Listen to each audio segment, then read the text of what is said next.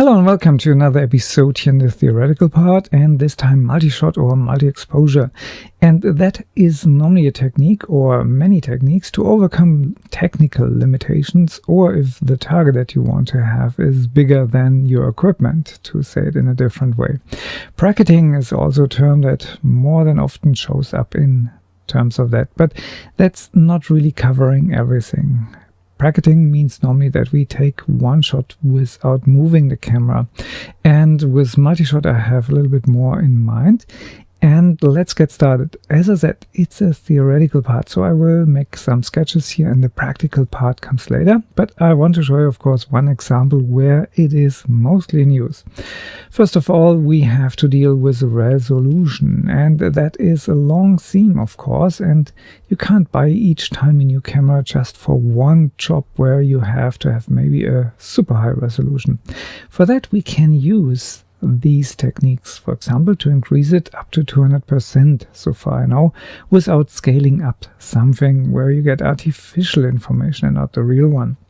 Focus is, of course, one big part when you can't really have your focus all in the depths as you like to. We have discussed this, and I show you, or I introduce you maybe here to a way to overcome this. Then what I normally call pano, that is here, of course, a very specific part, and it covers more a shooting technique that covers a larger flat object rather than an environment. HDRI was discussed in another series, but just to be complete here, I put it here, so have a look to that series. And very important, and that is here one of my main concerns, noise. So, and bottom line is, of course, that we have to deal here with multiple exposures or shots. And this is, of course, here part of the series. There are other techniques to get rid of noise or to shoot HDRI. I want to say already HDRX, because that is maybe the way to do it with a red camera, for example. With panos, we can shoot also in one shot, of course, with specific devices like chrome spheres or whatever. Focus, that's of course a longer theme if we can do that always in one shot, and the resolution is of course camera dependent, and just to go out and buy the next big thing is sometimes not really affordable. Okay, so one big requirement is given when we shoot the same time each time. We need a tripod, and the tripod gives, of course, the option that the camera is stable and doesn't move around, and this gives, of course, then the option to create from many shots something more. So movement is to avoid at all cost. That is nothing that we want to have. A big downside of this technique is, of course, everything that is in time and changes. So, for example, if you really need a texture from a tree during a very windy day, that won't work. And this was discussed in HDRI. We have to deal then with ghosting, and that takes away, of course, the whole idea. So let's free that space here. Most of the time we take the same shot over and over and over again. And for example, with the resolution here, we take the same picture, and I make here just a stack. They are all exactly on the same position. And finally, there are algorithms available, for example, from PhotoAcute, that takes then exactly all these little changes inside of the camera and tries to figure out what was really there. And if everything works out nicely, you can have maybe twice the amount of the resolution. And that's, of course, huge when you think you have already 20 megapixels or something like that. That would be one way, but it needs, of course, extra software, and that's at the moment I think $150 roughly around for the raw version. Then focus stacking. Focus stacking is normally done when you have very small objects, and when I take a top view here from an object, maybe normally we have it flat like a wall, but maybe there's something in front of it. Something sticks out and we have the camera here. So our focus is maybe based on the light situations very shallow, because we have to open up the lens. We have to leave our sweet spot even. So we have our focus here, we have our focus there, we have our focus here, and we have our focus there. And all of these can be then stuck in the same way like here, just on top of each other, and then the algorithm can take out everything that is blurry, so it takes always the parts with the highest contrast, so no light change or something like that should happen. This is of course limited. We can't just go from a very close object to a very far object, because in the moment we move the focus, most of the lenses that we have increases or decreases the scale of the image. In cinema terms, this is called breathing, and that leads to some artifacts then when we stack them. So it's for a fairly amount of depth very suitable, but in the moment we have a longer way to focus, then it is not usable. So if you have a wall with very big stones, for example, and they go back and forth, and you really have problems to get one thing absolutely sharp, this would be the way. For example, focus stacking. Then pano, and I have named it here maybe a little bit wrongly, because we don't want to go and create something like this where we have a pano and we go here to different positions with the camera and then stitch these images together to get maybe something bigger than before. With the multi-shot here for textures, I have in mind when we have a wall like this long, and I go here again with the top view with this line, then we create our camera here, and with a little overlap we create another camera here, and so on. So we get all the time a very orthogonal view. That works of course only when this object here is relatively flat, maybe in this size here maximum, and we have here a nice overlap, so we can then finally create a seam that works with our object. And that is of course an individual work. I wouldn't do this automatically. So and then you have maybe here always a vertical orientation, that means a portrait, and that means also you get here the maximum resolution that the camera can give in one direction, and here you max out with the multiple shots. This would be one way to do something like this, and I take this here away because I want to go a little bit further here. And HDRI is of course as well something that lives from bracketing and images on top of each other. Can be combined with panos, of course, that was all discussed. And here we take different exposures and mix them. Was discussed, so here just a little refresher. And the biggest part here is of course noise, because we don't want to have any noise on the picture. That is nothing that has any value to our scene in Cinema 4D. And it works in the same way. We put one image over the next, and we do not move it. We try to keep the time in a very short manner, so the light changes that might happen on a set or wherever are also very minimal. When we have shot here maybe 7, maybe 9 or 11 or 10, that's up to you, then we can merge them. And this is the example that I want to show you, of course, here. And anything else is a discussion then later in the practical part. But here I want to give you just an example how different the way is that we get finally out of these options here. So this is an image that I want to improve, and you might say I can't really see what he wants to improve. Of course, this is scaled down, so it's very small, and with compression that you get, you have maybe not the best idea about the picture because you can see it through all these compressions and scale downs. And I have chosen here this on purpose because with the structure here, the real quality is sometimes a little bit hidden, and it's not so obvious where we run here into problems. And as I told you, we talk about noise. So let's have a look first in Lightroom what we got there. Here in Lightroom, I want to introduce you to my little massacre that I have done to the images here. And of course, purposely, I have chosen the very worst scenario that I can think of to create, of course, the problem that I want to discuss here later on. And that is sometimes not based on free will, like in this example here. And you can see here 10 images are open, and I have here one image that is a little bit darker because I've set here the exposure back to 0.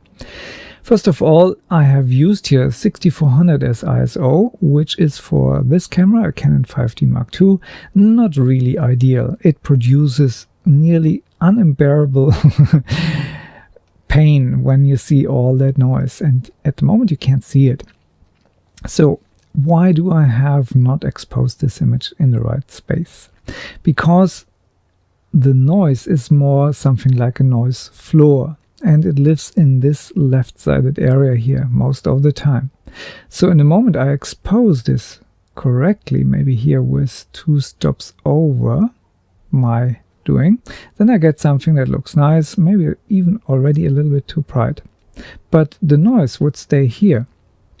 And so in the moment I go then a little bit down, I push the noise into the blacks and I crush them. So they are not that visible. And when I have not visible noise here, then I have already a little win. So I stayed here with my value of 0, and in the moment I adjust now here this image, I move all the noise with it. And that's of course the next worst case I can think of. Let's have a look here. This is the structure of noise. This is not the patina. This is not just the rust on this object. This is really horrible. And I go here even a little bit higher so you can see this. This is artificial. This is nothing that is on that object by itself. And it's done purposely. Okay, so we have to deal with this. And I have exported these guys in Adobe RGB. I have synced them before, of course, and I used 16-bit for our experiment here. This could be also in 32-bit when Lightroom is finally able to export into that. The other way would be to open in Photoshop all 10, but also there the limitation to 16-bit. So I have to live a little bit with all of these limitations here. So and here in Photoshop, I have opened all these images and placed them here into an image stack. I will explain that, of course, in the practical part, and I go here very fast through it. First of all, I want to go here now to 100% to show you the disaster that I have in this picture here now, and you hopefully can see this. I'm not certain if I should go just ahead and go to 200% because maybe you see it smaller and the compression eats it away. But you can see here already the noise goes over the details. It's not really inside of that image or on that object, to be honest. In the image, the noise is. That was the original. That was when I had stacked all 10 on top of each other and took only the information from the top one. Then I went ahead, and I have to go here just out of this mode, and made out of these 10 a smart object. That is here convert to smart object. You can pack 10 or more into it. So you get a stack out of it. You can load this, of course, without any problems here.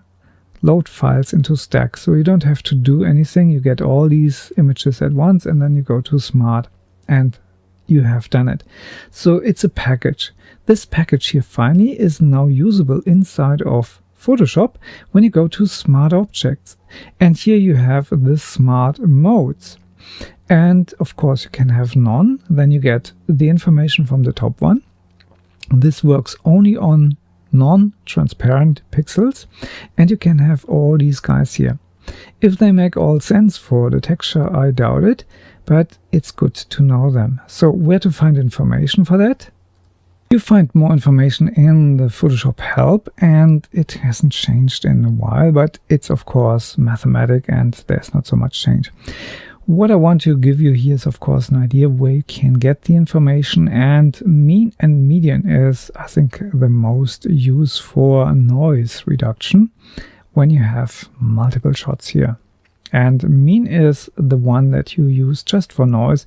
And if there is another object inside, maybe someone is walking across this, or just a butterfly is in front of that object, then median would be here, maybe the first choice, of course, as well. Here we have now again our original at 200%, so you can see here on that little rectangle how large we have zoomed in. And when we go from the original to median, then we get a huge jump between both, and for median to mean, that's not a big one. Maybe it's even taking a little bit of the contrast away. But the step between original and any calculation here, medium or mean, is a big advantage, and you can see this is something that you rather would take than the original here. Okay. This information can be derived from this image stack all the time in a different way. There is no permanent damage to the stack when you have taken one time the information out. This is always active for you. As promised, a little bit about the time-based problems. And normally when you want to photograph in a city, maybe in LA or so, a big wall, and you have maybe here just the sun with finally some clouds here in front, and we don't have a lot of clouds in LA. So in a moment you have that nicely diffused light here all over the place. Then you want to shoot, of course, and maybe that's exactly the time when you have time and when the light comes in that way. So you want to have exactly that moment. So you are time-based here. And with time-based, I had, of course, in mind when someone is walking here. So here's a time-based element of the scene. So when he is moving from left to the right, and in the moment he steps out, the next one comes, and that's typically the case. It's the whole day completely free, but in the moment you have the camera in the hand, it starts to fill up here. And so first solution for that, he's on position 1. You take an image. Position number 2. He is then here after 3 or 4 seconds. You take another picture, and then you go into Photoshop and you split this picture here in A and B, of course. And so you can use the part B when he is on position 1 and part A when he is on position 2. Or you just put these two guys on top of each other and just take a mask, and the one on top gets the mask here, and this one is not visible because the second position is here covering for it. That would help. And sometimes you need to find a natural border inside of the picture to get finally a seamless stitch here. It's very simple normally, but sometimes there's always something in the window of reflection or something like that. So have an eye on that. That would be idea number 1. Idea number 2 is you have the same wall, but much more people here. So all the time, at least 2 or 3 of these guys here, and they walk not always in one direction, they walk in another direction, and some stands even for a second or so longer here. That would be then a solution for a time lapse. And when you have, for example, a remote control where you can say, please, every 1 second, one image, and you do this for maybe 2 minutes, then you have roughly around 120 pictures.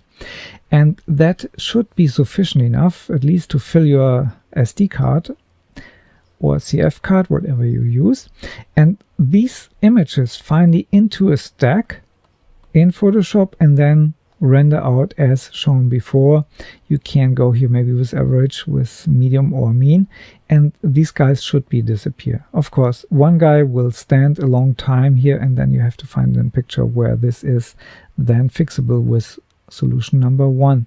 But more than often it should render out fine, and sometimes you can even say all the people had brighter clothes on or darker clothes. Maybe when you have that luck, you can say even take always only the darkest value of the image or the brightest, and then maybe another one in the opposite direction, and you can see that you can combine the two results very easily, again like method number 1.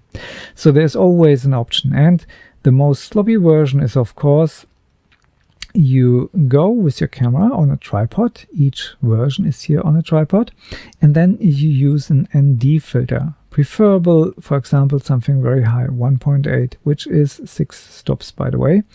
And this is a lot of stuff. And when you go with your ISO really low, 50 if possible, or 100, and you go maybe with your aperture relatively high until the sweet spot is reached or a little bit over it, not too much, then you get maybe 1 or 2 minute exposure time if you are lucky, based on the light situation, of course. And then all these people here that you have, they just disappear. And in 2 minutes, when everyone is moving, it should be maybe only a tiny little color cast in it if you have bad luck. And one word to the ND filter. Normally that should work, but in the moment you shoot, not in the night for example, you have infrared inside of the picture, certainly, and it wouldn't surprise me if not. It's normally visible when everything that is black gets a little bit red or brownish. And sometimes ND filters, the cheaper they get, the more green tint they have finally in it, or brown tint, based on the way they finally are produced.